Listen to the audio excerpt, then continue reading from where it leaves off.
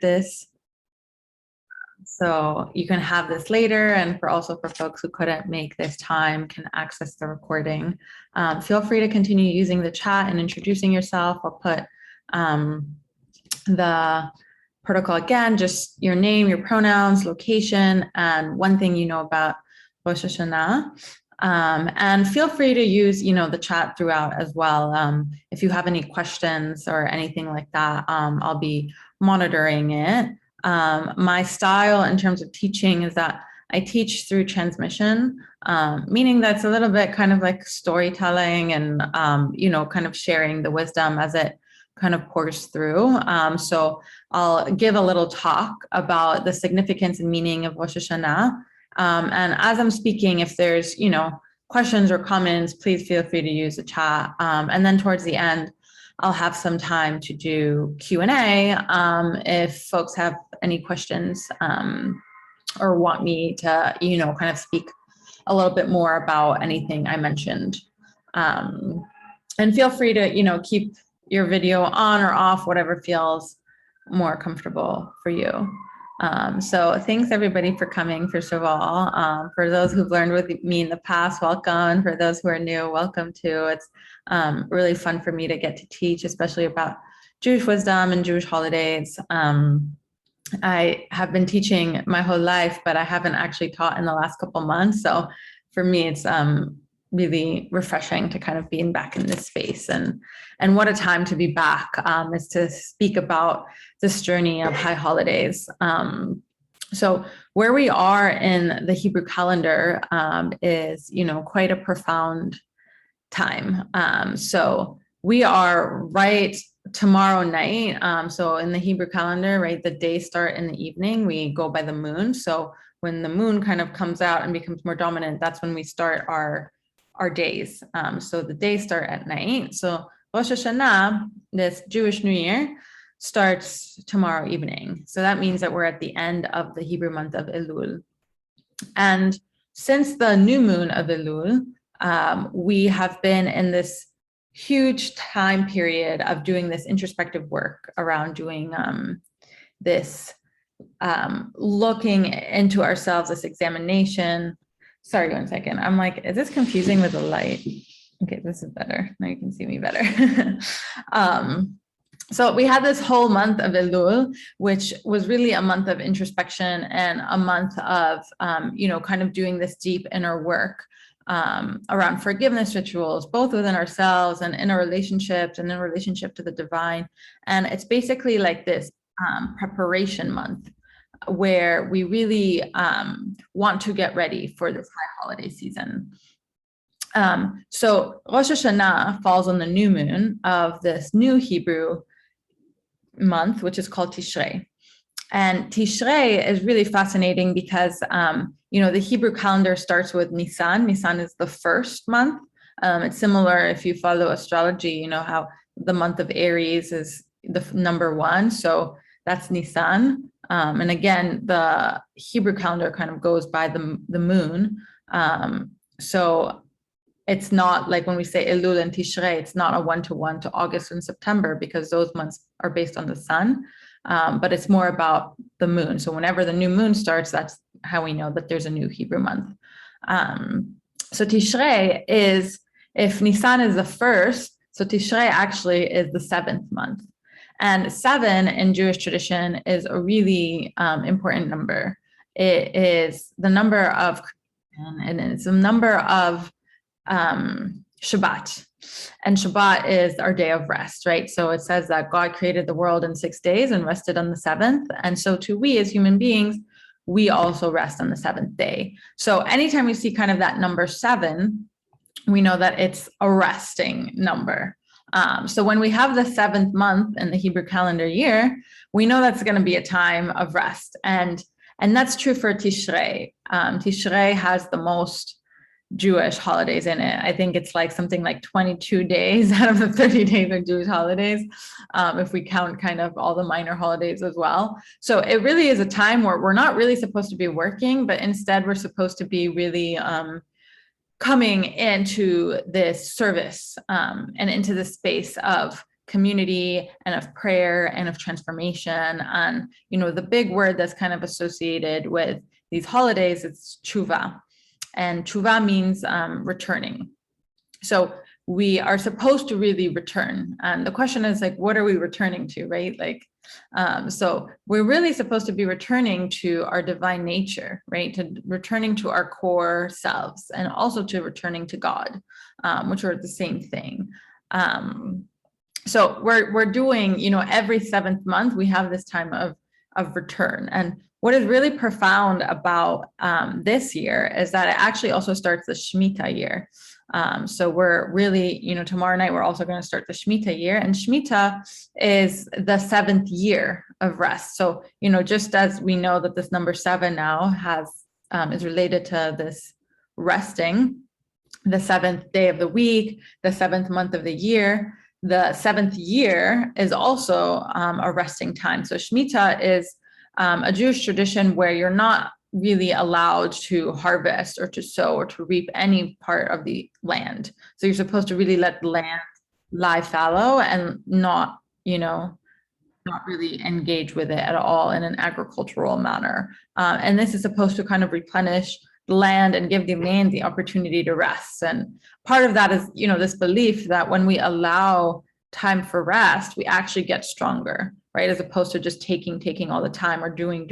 Like, there's actually something really quite profound in rest. So, this Rosh Hashanah, also the Jewish New Year, it marks the beginning of a new year in the Hebrew calendar. And the way that the Hebrew calendar counts years is through the creation of the world, which is said to be 3761 BCE. So right this year we were in 5781, and now we're going to turn into a new year, which is going to be 5782. And 5782 is going to be the Shemitah year. So for a year, we're going to not engage in agricultural practices. And again, something that is really interesting between this connection to Nisan and Rosh Hashanah, which is quite profound, between the 1 and the 7 Hebrew months, there's a lot of really deep connections, right? Nisan has, on the full moon, it has a holiday of Passover, which is also a very central holiday in Judaism.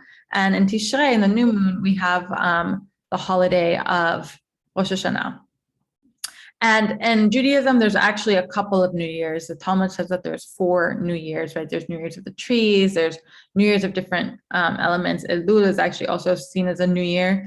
But, the 2 kind of main ones is Rosh Hashanah and Nisan. So the first of Nisan is actually known as Rosh Chodeshim. And Rosh Chodeshim means the head of the moons, right? Rosh is head, and Chodesh is moon, is a month. And Rosh Hashanah means head, and Shana is year. So Rosh Hashanah is the head of the year, and Nisan is Rosh Chodeshim. It's the head of the month. It's the head of the moons.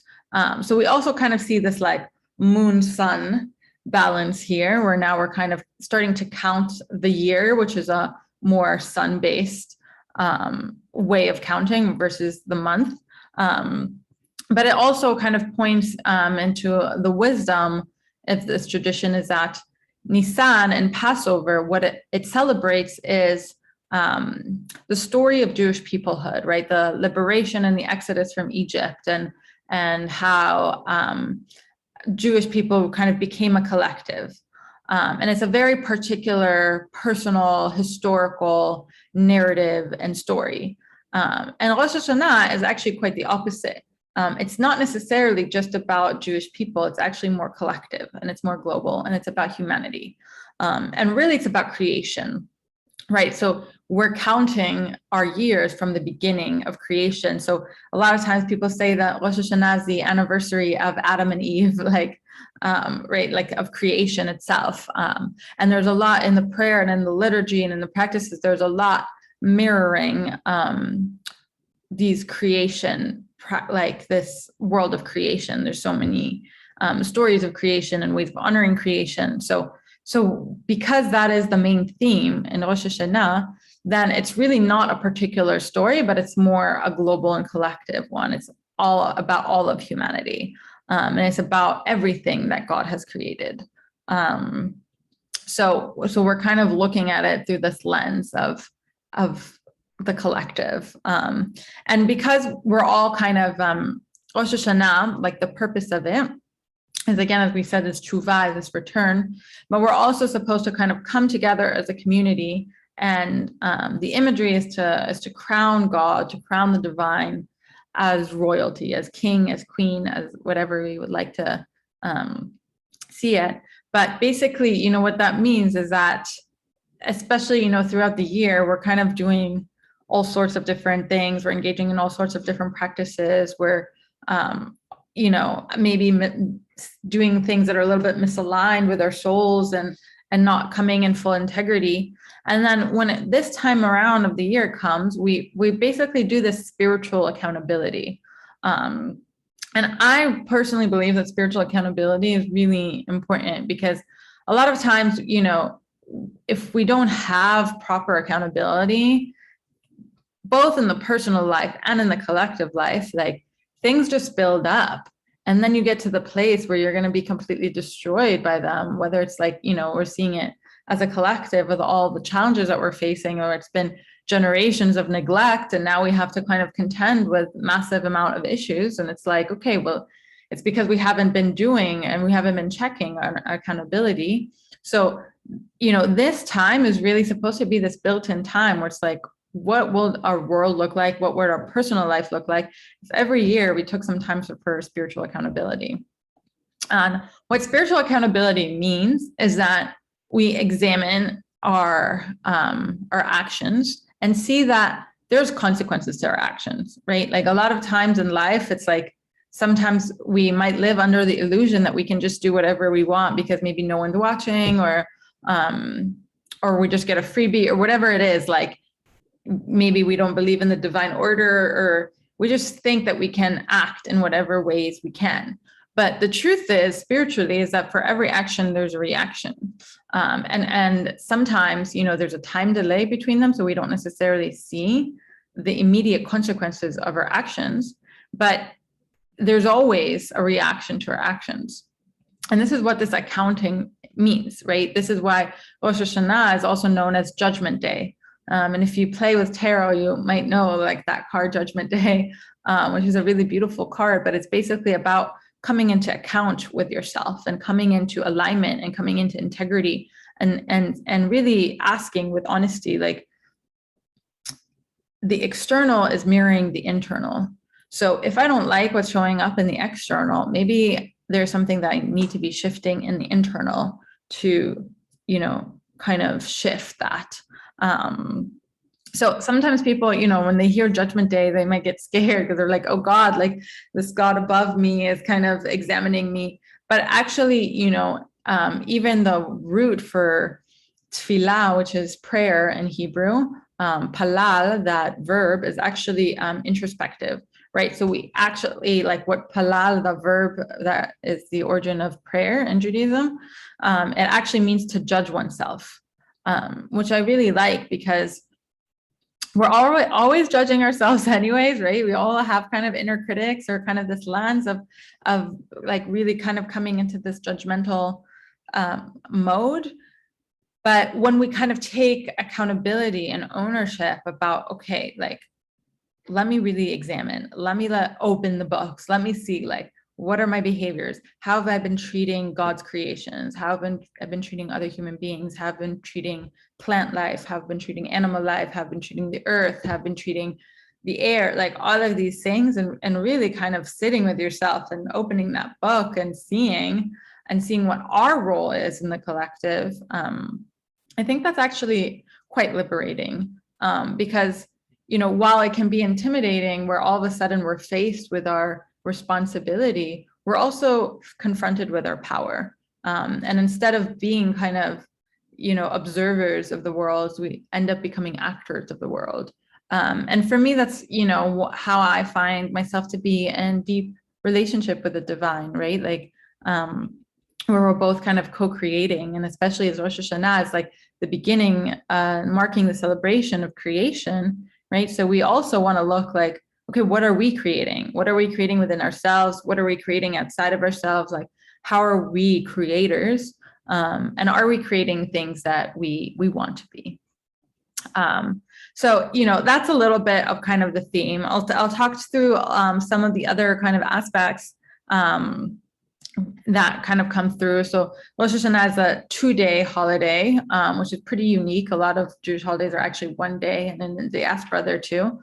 But this is actually 2 days. And what we do is that, we gather and we have festivities with each other. In Sephardic and Mizrahi communities, there's actually also a Rosh Hashanah Seder, it's called, like similar to the Passover Seder. It's like a order, right, where you make all these like specific dishes, and then there's specific prayers about each one of them. The one that's most common that I think all communities do is around dipping the apple in the honey. And that's really about bringing this new year with sweetness, right? Like we want to, there's this phrase, lehamtik et hadin. So din is judgment. So sometimes Rosh Hashanah is also called Yom Hadin, Judgment Day. And lehamtik is to make sweet. So we want to sweeten the judgment. So that's why we bring all this honey in, and we're like, okay, let's sweeten this judgment. So it's not this like aggressive like judgment, but we're actually bringing in the compassion, and we're bringing in this, this layer of sweetness and sensuality, and a lot of kind of the foods, like, right, like pomegranate is also a very big symbol of Rosh Hashanah, of like, may we multiply, right? And we're talking about creation. May we be as fertile and fruitful as all the seeds of the pomegranate. So there's a lot of kind of really sensual aspects to the Seder as well. It's customary also to have like a fish, right? Whether to eat fish or just have the head of the fish to represent that, the line in Hebrew, "Sheniyeh lerosh velo lezanav," like, so we be for a head and not for a tail, right? So we're not just like mere followers, but we're actually leaders. We're actually like the head. We're leading. And I think that actually is quite profound in the times that we live in right now, because, we're living in a time of a lot of failed leadership. So what does it look like to actually take responsibility for leadership and be like, you know what, like, I'm not just going to blindly follow, but I'm actually going to step into my own power and lead, right? So we put the fish as a kind of a symbol for that. So, we have all these really beautiful rituals. We also, instead of, during the Hebrew calendar, and Shabbat, when we eat challah, when we eat the bread, the braided bread, sometimes we dip it in the salt. But during the whole month of Tishrei, from beginning of Rosh Hashanah until the end of Sukkot, we actually replace that salt with honey. Because we're in this time of celebration, we're in the time of creation, we're in the time of sweetness, we're setting our intentions for the whole year, right? Like, we want to bring the honey, we want to bring the sweetness in.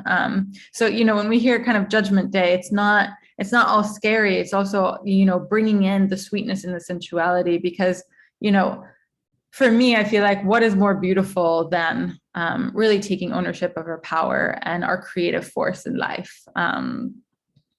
So that's a little bit of how I relate to kind of those things. But, some other things that we do in Rosh Hashanah is that we obviously go to synagogue. There's a lot of prayers. There's a lot of specific liturgy. But there's also this really beautiful ritual that's called tashlich, which means casting away.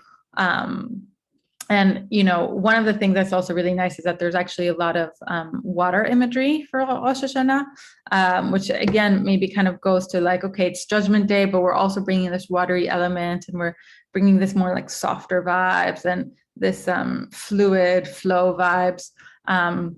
So one of the rituals on the second day of Rosh Hashanah, you're supposed to go to a flowing body of water, so the river or ocean or something like that, and cast away breadcrumbs. You can really cast away kind of anything. If you want rocks or sands or flowers or whatever it may be, you can kind of improvise. And there's specific kind of prayers that you say with it. And this is supposed to symbolize of basically letting go everything that you don't want to bring with you to the new year. So you go to a body of flowing water and you just cast away everything.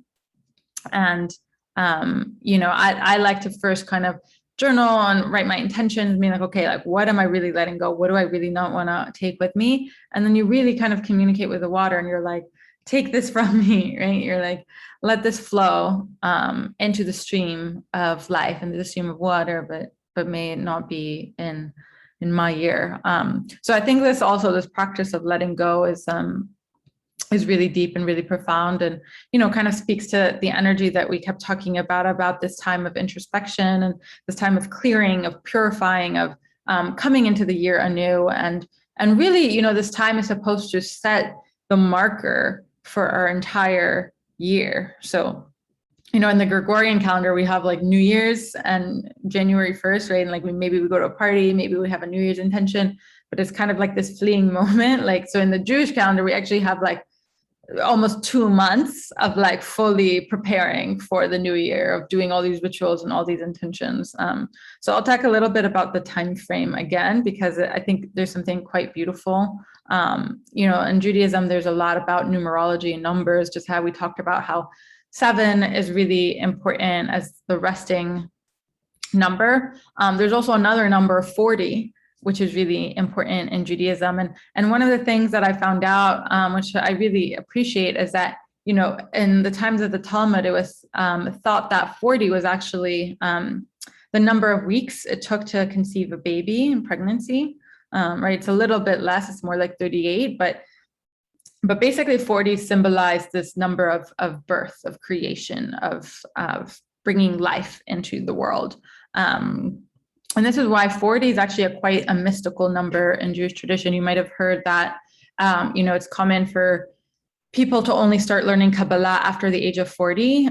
So that's part of it, right? Like 40 is like the time after you go through this process of 40, like you're ready for some sort of mystical truth to come through. And you can think of it in terms of like the pregnancy too. It's like, okay, once you go through that process of pregnancy, something new is kind of born into the world. So this number 40 actually is also quite important in this cycle.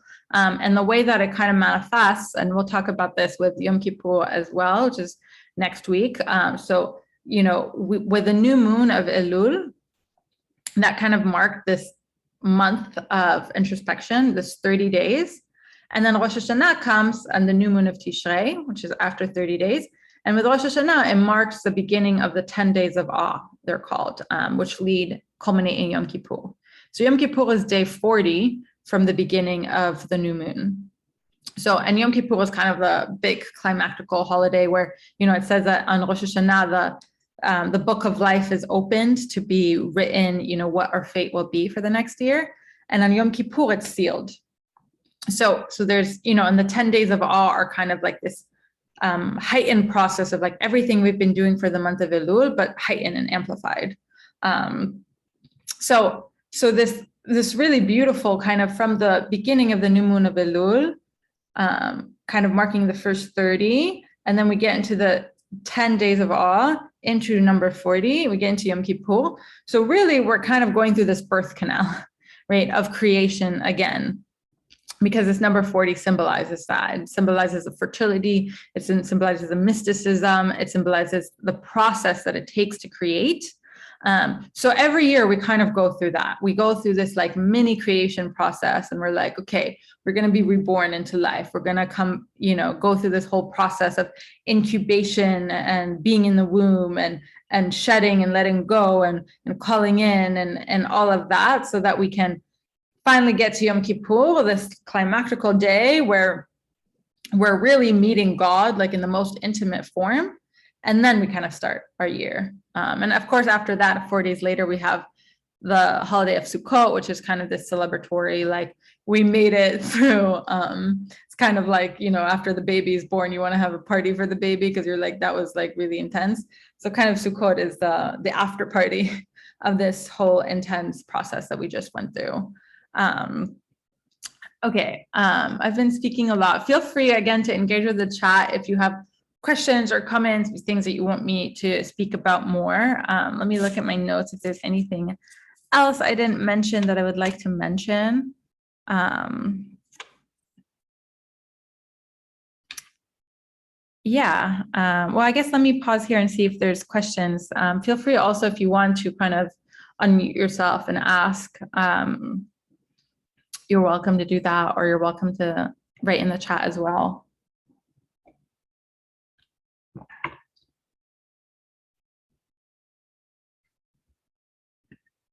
Anyone have any question or comment?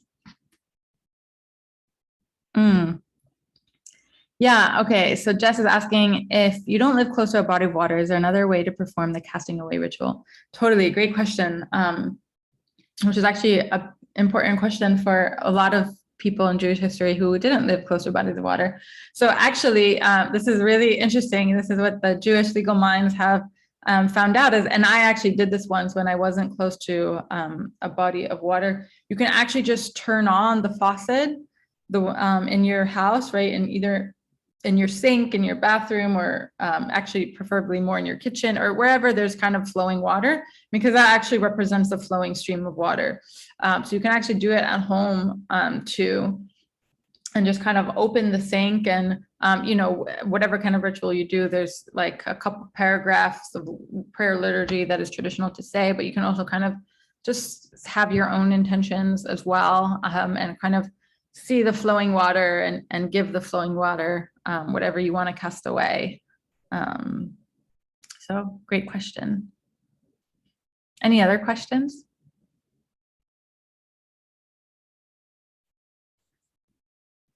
Okay, thinking about the significance of 7, even with Sukkot, how Hoshana Rabbah is considered the last Shen for Jempa and Tshuva, as well as connection with prayers for water as well.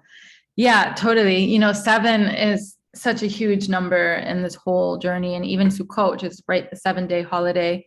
And actually this ritual of Tashlich, which is meant to be done on the second day of Rosh Hashanah, like you're technically allowed to do it all the way to Simchat Torah, which is, the last kind of, after all the holidays kind of pass, right? Like the last chance.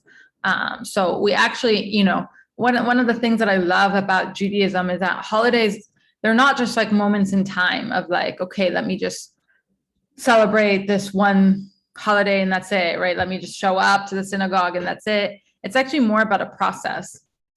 And one day maybe I'll teach a course like this about how the Hebrew calendar actually mirrors the emotional body.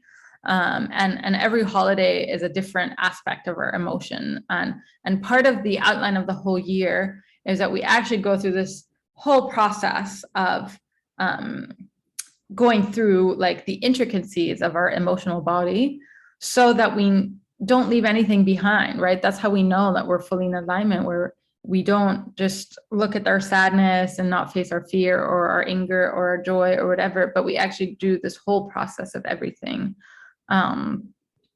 So because, everything is a process, Judaism is quite very like actually lenient with us, especially around this time, right? It's like, because it's like such an intense, like spiritual accounting time, we have a lot of opportunities, right? We had a whole month of singing, of ritual, of just doing our own thing. There's no like actually laws really that pertain to Elul. There's a ritual of Slichot, which in Sephardic communities, they do it every night from the new moon. In Ashkenazi communities, they start from the Saturday night before Rosh Hashanah, like a week before. But it's basically particular songs that you sing of forgivenesses. So there's all this like music ritual that you do, and there's not too many kind of articulated laws of like, you must do this. You're supposed to really have your own Elul journey where you kind of do it, and you are like, okay, this is what I need to do. Maybe I need to meditate. Maybe I need to call my friends that I've had a thing with this week or this year, and I want to kind of air it out or talk. And one of the things that I personally really love about Jewish community is because we're doing this whole thing collective. One of the really strong things about this time is that it's not just personal work, it's also collective work, right? It's like there's a mirror between the personal and collective, and it's really potent. So because this is a time where it's expected in the Jewish community that we're all working on ourselves, it's like all the conflicts and all the fights and all the interpersonal or whatever harm that has happened this year is actually up for a clearing. So, a lot of times, like, it's very customary for people to just like reach out and be like, hey, like, do you have time to check in about, I know this happened a few months ago, but I just wanted to check in about our relationship or how this happened, like, so people will have that conversation, and it's, it's more accepted to reach out to people in that way, because we have in some ways this month of conflict resolution. We don't want to take, whatever's kind of stuck and left in our consciousness with us to the new year. We really want to clear. So we want to have conversations. And, I've had really profound Elul's around this journey where it's just like you really kind of touch base with your people. And even sometimes, you don't necessarily know if there's something, but you just want to be like, hey, just want to check in. That also kind of gives this opportunity. So we have a lot of opportunities to kind of cleanse and purify. We have a whole month. And then we have Rosh Hashanah. And Rosh Hashanah is meant to be more celebratory, right? Even though it's Judgment Day, but we have the honey and we have the pomegranate and we have the community and we have all this beautiful music. So it's actually supposed to be a celebration of creation.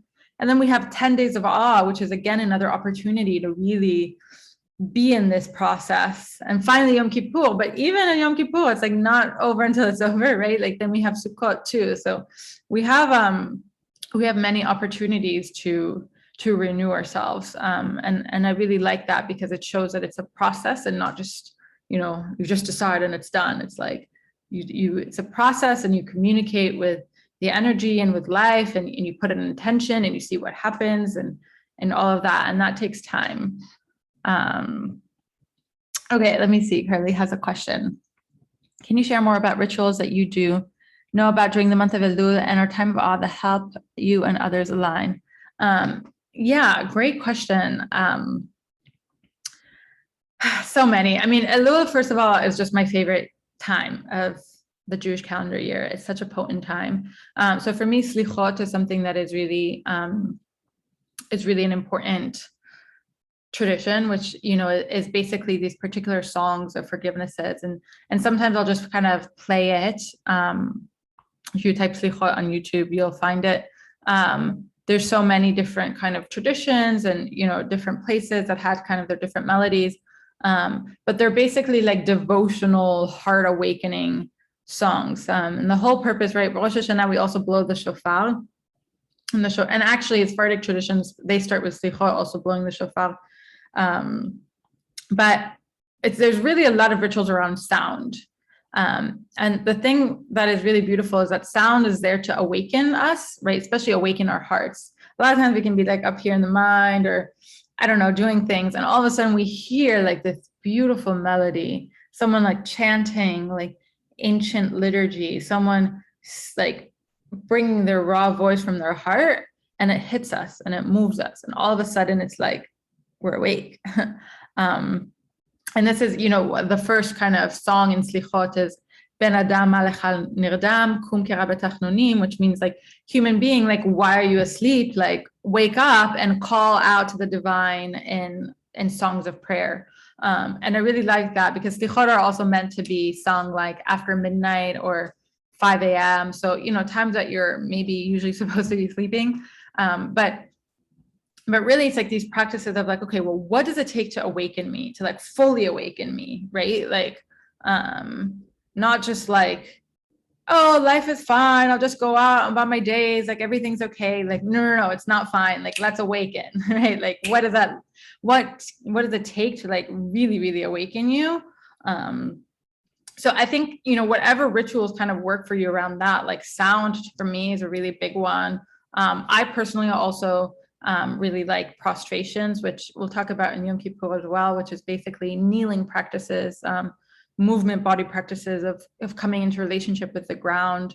And if you want more information on that, I did a high holiday art show last year, which I'll launch again, called prostrations.com. You can check it out. And it's kind of a little bit more information there about what it means to pray through the body and to kneel down and to surrender into the land and into the ground and to kind of give back everything to the divine completely.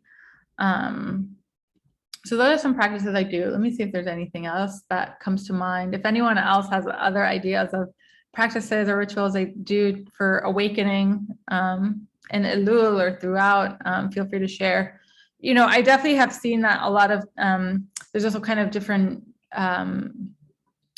Jewish organizations that have had like different notebooks or prompts or things like that, that, you know, every day you kind of like reflect and meditate on a different aspect. Sometimes, you know, I haven't done this yet, but it's a dream of mine to like write a poetry book during the month of Elul. Like every day I like write a poem, and then it becomes like my process of Elul. So, you know, you can kind of get creative with it. And that's actually one of the things that I love, is that, you know, it's judgment, but we can't lose sight that it's also this time of creation, right? They go hand in hand. And that's why it's actually also a pretty potent time to create, right? There's a lot of creative energy that's here. We're in the fertile grounds of creation, right? If we're thinking of like, okay, we're approaching the anniversary of Adam and Eve, like, what does that mean? Of like really kind of going back to the garden, that has this creative power, and channeling that. So, you know, whatever practices of movement, of dance, of song, of writing, of meditating, kind of help align. Yeah, and you know, you can experiment, right? Like the thing that's so beautiful about the Hebrew calendar is that it's cyclical. So this year we're in this headspace, and the next year we can try something else, right? And the year above that, and then we can kind of have this documentation throughout our life about like how have we spent Elul, like what practices have we done, and how have we transformed. So it's a beautiful time for, you know, a reflection of checking in, also of being like, where was I last year? What happened last Elul? What happened last Rosh Hashanah? And where am I now? And how has that shifted? Yeah. Any other questions or thoughts, either in the chat, or again, feel free to unmute yourself if you want to share also with the wider group.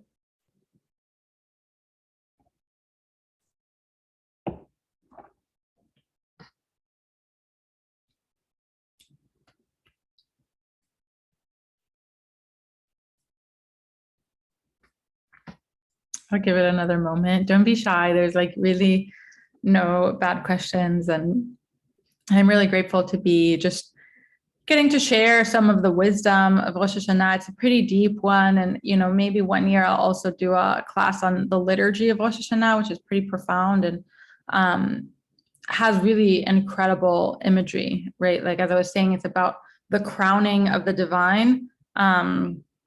But there's basically a whole ceremony of like, what does that mean to crown the divine? Like, what does that mean to choose? You know, for me in my spiritual practice, a lot of times it's like we choose something. We always choose something, whether we're aware of that choice or not, right? Like, if I'm operating in a fear consciousness, I'm actually choosing fear. I might not be aware that I'm having choice in that moment, but I'm choosing to crown my fear when I give into it. So, you know, and there's all these dimensions of consciousness, of things that happen in our lives and that we give attention to, and that we let them reign over us, whether it's our ego, whether it's our insecurities, whether it's our, you know, attachment patterns or traumas, or, you know, there's so many things in life that are grabbing hold of our attention and trying to dominate us, quite honestly, like trying to reign over us, trying to make us lose our power so that we will function from that state of consciousness. And one of the things that, you know, this practice of Rosh Hashanah, we come into alignment and we say, no, these things will not have a hold on us, because I know who I'm crowning, and I'm crowning the divine force. And when I know who I'm crowning, when I'm having the choice to crown God, to crown the divine, to crown spirit, I'm like, spirit is moving through me, right? It's not my traumas. It's not my egoic mind. It's not anything else like that. I'm actively choosing spirit as the thing that's going to flow through me. So it's quite a deep choice to make. And that's why it's a process to get to that place where we can say, like, no more domination by forces that I do not consent to, right? Like, I'm going to make a choice of how I want to live.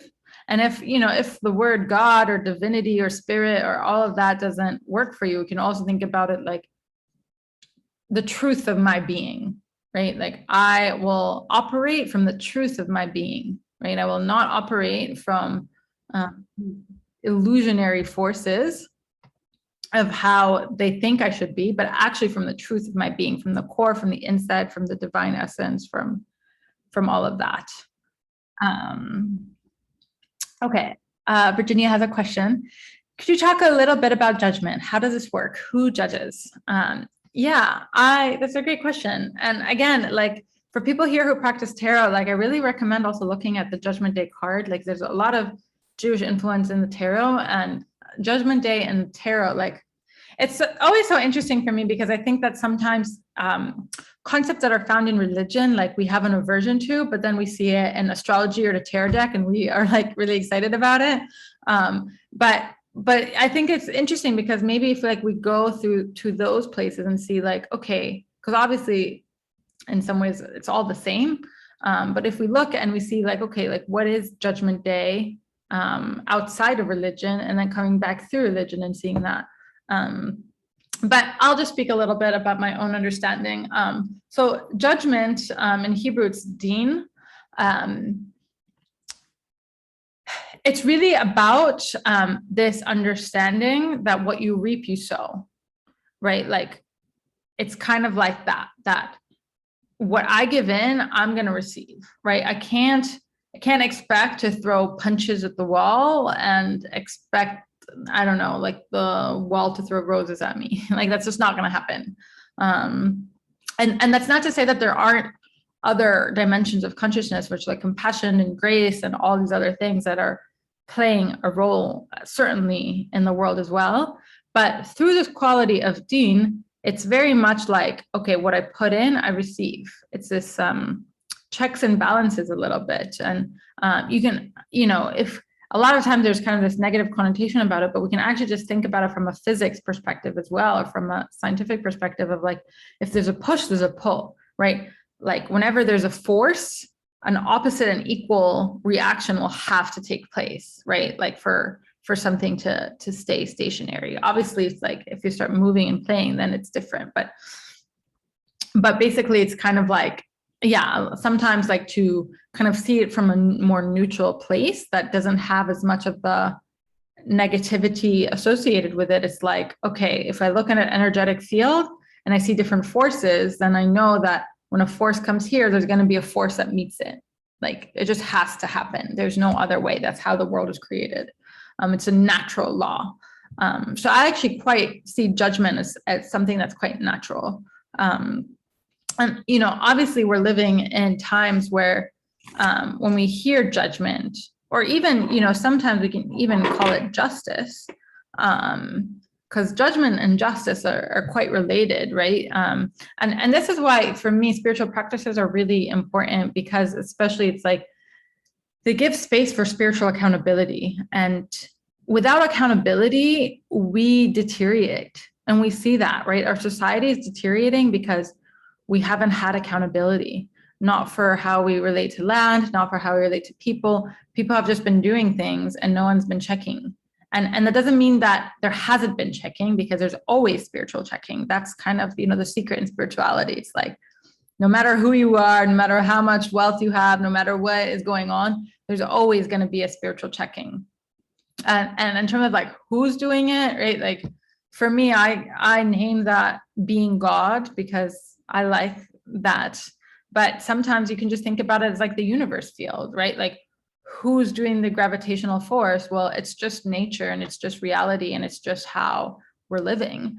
So it's kind of like that. It's like, when I'm like standing on the ground, so I have the ground kind of exerting a force on me too. It's like, that's just how it happens.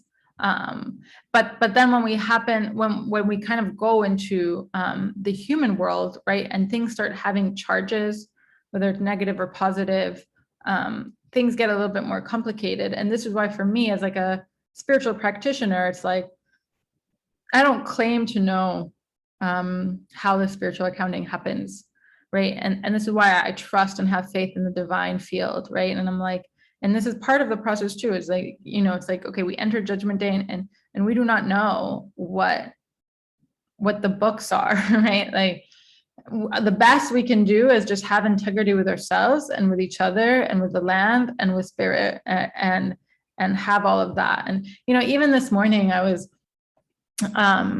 saw an Instagram meme that I really loved, that was kind of like, like before I put any real effort into getting my life together, I really need to see if the world's going to end. Because we really are living in some pretty wild times, right? There's a lot happening.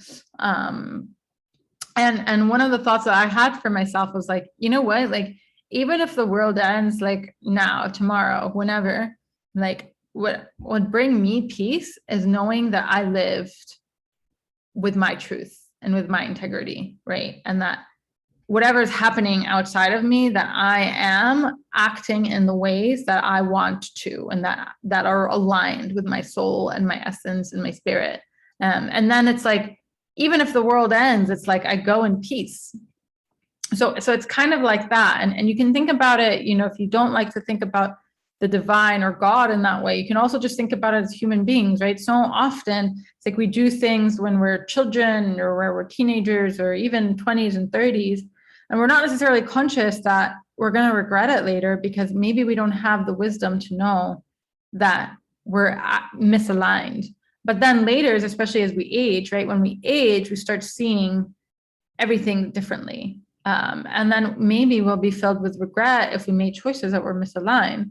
So that's also a little bit how judgment works. And again, there doesn't mean that there's anything wrong or bad. It's just when there's misalignment of activity, there's going to be like a consequence to that. And maybe that's going to be regret in the system. Maybe that's going to be like, okay, there's going to be another learning that's going to happen to me from a different place that I didn't expect, or life's going to show me something here or there, right? Because the purpose is for, and this is what the high holidays are really kind of demonstrating. The purpose, especially this is Yom Kippur, which we'll talk about next week. Yom Kippur is basically the marriage between humanity and divinity.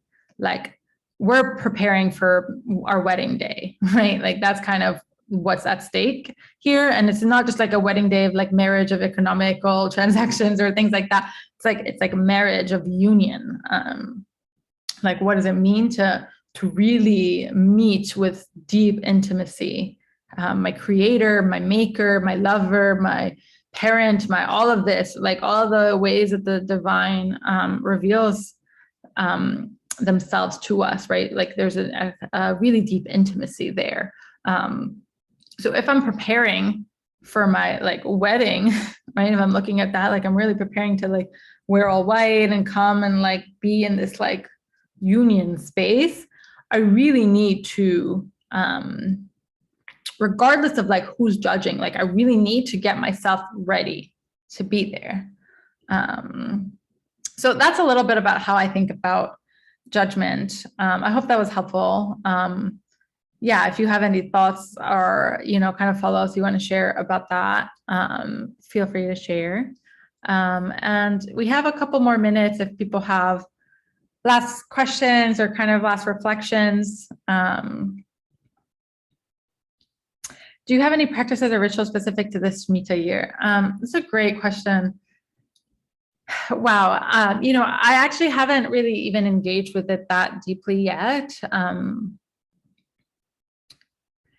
There was one time in my life, you know, I also like to live kind of through that cycle where it's honoring the number 7. So like every 7th year is like a sabbatical year where I don't work and I rest. And I try to align myself like in my mind, I'm like, okay, that would be really nice if I align myself with a Shemitah year, which is like everything is resting. But that hasn't happened so far. But I think that, you know, we can think about rest as a concept, right? We obviously can honor the land and resting and not, you know, it's complicated sometimes with Shemitah because Shemitah is said to only take place in the land of Israel. And outside in the diaspora, like, you know, the Shemitah kind of laws don't apply. But I like to think about it as like rest as a concept, right? So especially as we're approaching the Shemitah year, like, what does that look like? And I think we all need this all the time, right? Like, what does it look like to prioritize rest? What does that look like to allow ourselves to, to like really have rest when we need it? And for me, I just went through a big transition. And I remember last week having this intention was like, you know what if I lived my life that when I got tired or when I felt like I needed rest, I just rested. So that's, you know, a practice that I'm going to try on to see how that works out. But I think like really like allowing for a more restorative time, regardless of, how much or where we're working. Like sometimes we can work and still be in a restorative space.